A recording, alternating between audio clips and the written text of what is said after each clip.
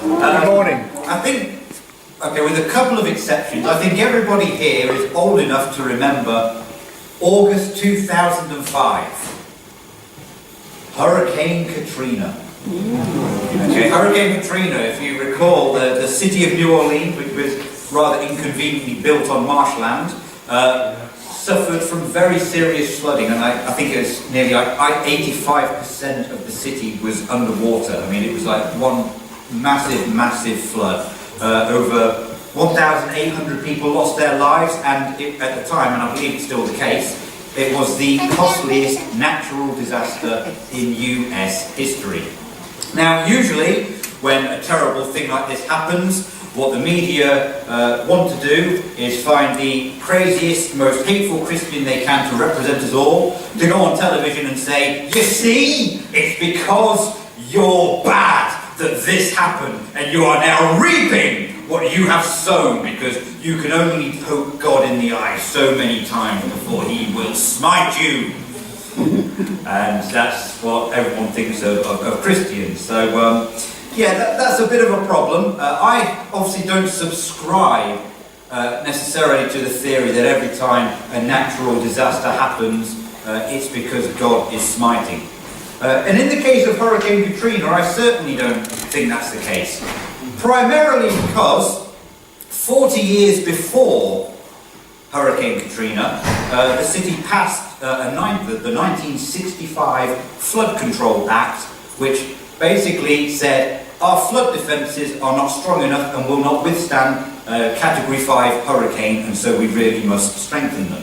And then, of course, as these large projects always happens, is basically it got bogged down in paperwork and all this kind of stuff. And by the time Hurricane Katrina hit 40, that's 40 years later, the flood defences weren't ready. I mean, it's that simple. They did the official investigation afterwards, in the aftermath, and they noted three things. First, there was incomplete protection. In other words, the defences weren't finished. Secondly, there were lower than authorised structures. Basically, the defences weren't big enough. And thirdly, the levee sections were built with erodible materials. So they basically just crumbled in the water. So when you look at it that way, it's a bit harder to maintain that this was a punishing act of God, but was actually lack of preparation from mankind. Okay, they just weren't ready. They didn't build the flood defences that they needed to. And it's not just a problem that America has. I mean, we have flooding here in the UK. I mean, I don't think it's happened this year, unless I've completely missed it. But every 2 or 3 years, we'll get flooding in this country, and the newspapers and the news teams will be there, and our politicians will be in their wellies, and they'll be walking around and doing some good pointing. And yes. But basically, the problem is, well, there's two problems. One, flood defences are expensive. And secondly, we build on floodplains.